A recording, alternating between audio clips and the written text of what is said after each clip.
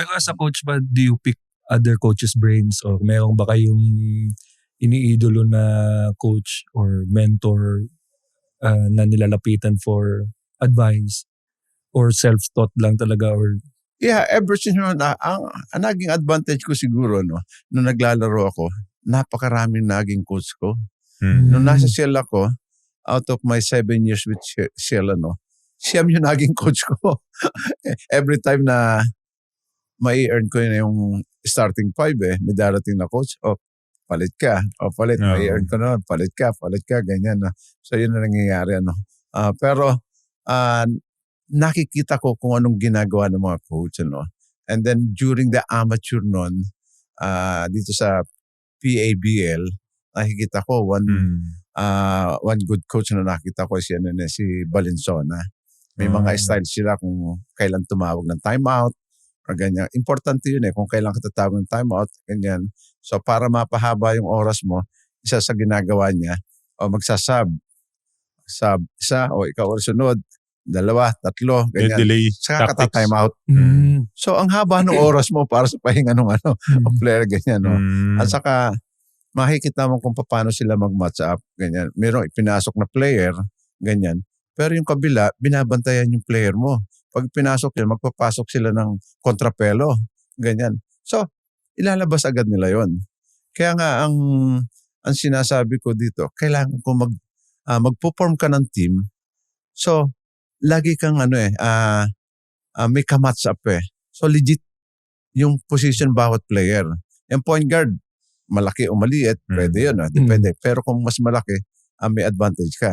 Pero kung off guard mo 6-footer, tapos ang katapat niya 6'2", 6'3", ganyan. So, may disadvantage yun. Especially mga coach na lagi hinahanap yung advantage nila Yeah. Hahanapin yung weakness saka strength ng kalaban So may mga ganun Especially in the playoffs or finals or important game, talagang crucial yun hanapin mo Kaya ang ina-advise ko doon sa mga incoming coaches, ganyan kailangan legit ang size ng player na kukunin mo sa bawat position. Para pagdating nung, ito starter ko, sinasabi nga nito, paano yung ka-match up nun? Kung ang size ng player mo ay legit doon sa position niya, kahit sinong Yes. At saka, if your player is two-way, ibig sabihin, may opensa ka, may depensa, wala kang dapat ikabahala Dahil Ang problema nun minsan, offensive player lang ito, pero magaling ang katapat niya, defensive player, so hindi ka makaka-score, ano bang gagawin ko? Pero kahit hindi maka-score yung offensive player mo, may certain roles siyang ginagawa Dahil pagka i-cancel out mo sila, 4-on-4 na lang sila. May advantage ka dun sa size mo. Halimbawa, dun sa isa, cancel out sila, o di 4 na lang, maluwag yung court dun sa 4. Mga ganun different strategy ang ginagawa ng ng mga coach. Nakakapagpaluwag yun, coach ng court. Di ba, may tinatawag na box and one. Kahit saan ka pumunta, nakasunod yung yung bantay mo. Pag time out, na doon sa harap ng bench nyo, binabantayan ka pa rin Nung araw. Di ba? Ganun Nung araw, parang inaasar ka Aasawahin ba? Ang sinasabi nga ng mga sinaunang coaches hindi ko malilimutan yun asawahin mo yan kahit pumunta na CR, sundan mo. Di ba narinig natin yun? Ganyan. So, yun ang Kaya, iba't ibang philosophy ng coach ganyan And, dapat, yung mga players, kasi ang players, meron din kanya-kanyang philosophy ganyan Pero kailangan, susundin mo yung philosophy ng coach, ganyan. Minsan hindi mo gusto yung philosophy, ganyan. This is the coach Hindi makikita naman kung tama o mali Pero as a coach, yung philosophy mo, i-adjust mo rin sa player. Pipilitin. Halimbawa, yung team mo ang philosophy, gusto ko running game. Ay mababagal ang player mo, paano gagawin mo? Gusto mo, lahat outside shooting. Hindi naman marurunong itong tumira sa mga malalayo, ganyan. So, unless na pagka nag-form ka ng team, yun ang kukunin mo. Kung ano yung philosophy mo ito. Pero sa PBA, halimbawa, bagong coach ka doon sa team, hindi mo naman player yung iba eh. Hindi mo gustong kunin yung player na ito doon sa philosophy mo. So you have to adjust your philosophy para mapalabas mo kung anong laro ng player. No? Full potential. Kasi nasa sa iyo na yan eh. Hindi mo pwedeng hindi naman pwedeng itatapon mo yan, ganyan. May mga contract yan. Hindi mo naman pwede trade. Dahil yung iba, hindi makikipag-trade o ganyan. So, kung anong materials mo, kailangan i-maximize mo yung kanyang potential. Paano yung dati, coach, di ba?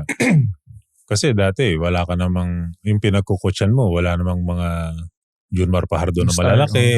Kumbaga, dati, di ba? Sa Shell, sa Shark, dati, sa college. Iba yung philosophy mo nun. O, pagdating mo ng San Miguel, nag-iba ka rin ng philosophy para hindi ako nahirapan dahil nag-start ako ng coaching sa amateur, which is sa amateur nun sa Chowking hanggang sa maging Adamson ako. So almost lahat ng team ko mayroong big man nakuha. Actually sa Adamson, big man ko nag-MVP. Si Bono. Ken Bono. Nag-coach ako sa ABL. Si Asi Taulaba. Nag-coach ako sa Wellcoat. Sa PABL, si Romel Aducol. Lahat yun nag-MVP. Nagpunta ako ng San Miguel. Nag-MVP lagi siya. Ganyan. So, yun yung materials na nakita ko. So, kailangan i-maximize ko yung advantage nila. And then, I have to explain to the team na, okay, this is my philosophy, ganyan. Kung hindi nyo gusto, tingnan natin kung sinong tama. Kung mali. Kung mali ako, I will adjust. Kung nakita nyo effective naman ito, so kailangan kayo mag-adjust. Dahil may goal is for the team, not for myself para manalo Kung mali ako, so tatanggapin ko. Mali ako, ganyan. Okay, ganyan. Maganda pala ito, nalaman natin na nahawakan ni Coach si Asi, tapos ngayon kay Junmar. Kasi lately, mayroong discussion kung sino mas magaling. Kung nag-abot silang dalawa. Kung si Asi o si Junmar. So you someone that has seen the prime Asi and also the papipiliin natin si Coach. Sa tingin nyo ano yung, ayoko naman papiliin kasi syempre, pero who would you think is parang may advantage over what? Kasi alam ko may strengths and weaknesses din naman yung dalawa. Pero kung pagtatamain mong ganyan, sa tingin nyo Coach, ang wag mag-one-on-one sila.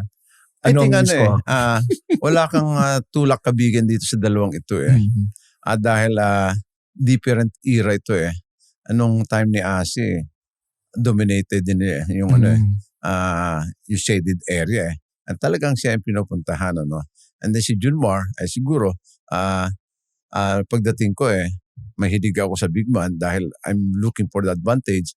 So ang focal point ng offense namin nasa kanya. Ganyan. Kaya, yun, in-embrace niya, alam niya nasa kanya yung and then lalabas yung laro, ganyan. So, it's a different perspective para sa mga coach ganyan Meron naman malalaki na after sila doon sa depensa lang or ganyan, ay iba, ganyan Pero, both players, para sa akin talagang kung i-maximize mo yung kanilang talent, ganyan, lalabas ang laro But these two players talagang meron pa ring weakness yan It happens na depende sa yun nga, perspective ng coach ganito dahil yung weakness nila pwede mong itago Ganyan because 5 naman yung players mo So yung weakness ng player pwede mong suportahan para hindi ma-expose. Ganyan, pare-pareho yan ganyan Kasi si Junmar at saka siya, although pareho malaki, matitingnan mo, iba pa rin ang laro Si Asi, more of agile, tatakbo, ganyan. Si Junmar, dito na lang ako sa poste, ganyan. Pero, si Junmar for me is a better outside shooter than Asi, Si Asi naman medyo brusko ganyan Dahil na-teammate mo pareho yan Si Junmar, kaya lang sabi ko, ang advantage mo, yung close to the goal. So, bakit hindi mo take advantage yun? Take advantage. Although, may tira ka sa labas, pero kung tira ka sa labas, who will get the rebound? Most probably yung kalaban mo. Ganyan. So, marami ka namang kakampi na shooter, patiranin mo sila, sa iyo na lang yung offensive rebound.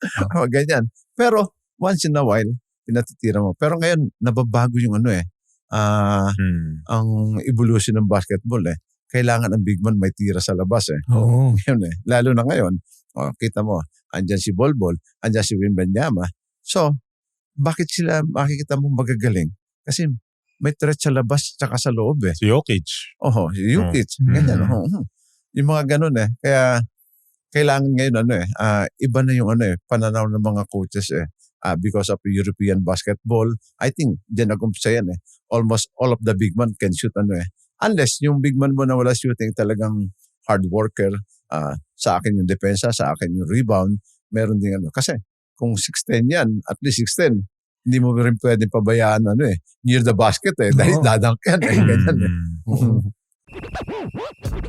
Thank you for watching Balyahan with GB and RDO, powered by Sports Plus, the official gaming partner of the Philippine Olympic Committee. Kung nagustuhan mo ang napanood mo, here's some more videos. Huwag mo rin kalimutang mag-like, comment at subscribe para lagi kang first dibs sa bagong videos ng Balyahan.